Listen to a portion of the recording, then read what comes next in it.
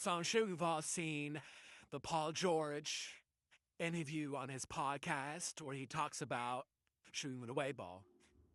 And I was already kind of privy to this because before Paul George, there was Vince. And for those of you who don't know who Vince is, Vince was an OG that came to the gym when I was coming up and when I was in grassroots. And he actually was the one that put me on to, training with a weight ball. I personally never shot with it when I was in high school because I was just so scared that it would ruin my shot and I would just be a terrible shooter. So I never did it with my shot, but I'm older now. I know my shot better. I'm stronger. So these are some shooting drills that I would do with it right now. Starting off, I did some forearm shooting, uh, 3 spots, 5 makes. Something real simple. Get it right underneath the back because you really want to focus on your high arc more so than your leg. That's why it's not like knee bend in my forearm shooting. Probably not the right way, but it's my way. It's always worked for me.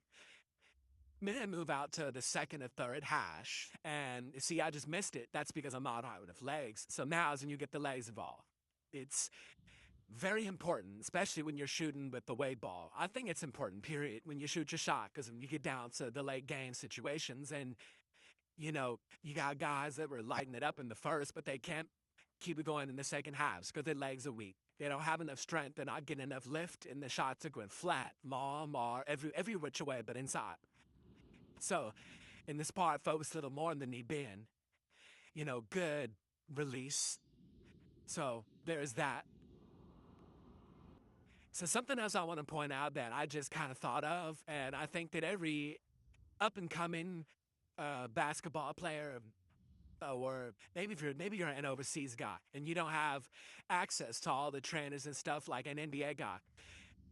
Uh, this is the YMCA that I'm at, and I've been taking yoga classes, and they have cycling classes, which I'll take those as well, and strength classes and all of that. That's like having a strength and conditioning coach, and you pay your monthly, and all of that stuff comes with your membership.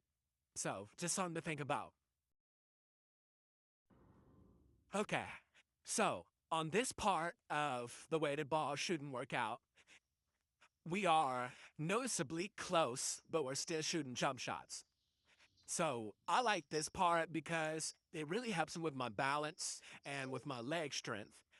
And shooting with a weighted ball, it really forces you to have to get up in the air. It really forces you to have to get up and have some lift on that jump shot, which is important.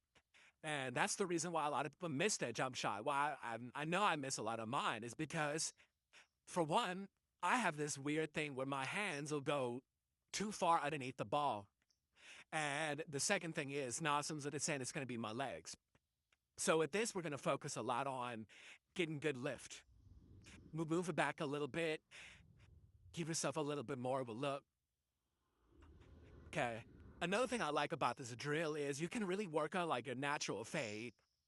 So they tell you not to fade on your jump shots, but I mean, everybody has a natural fade. No one's just jumping up and down on a jump shot. Like, it's just not going to work.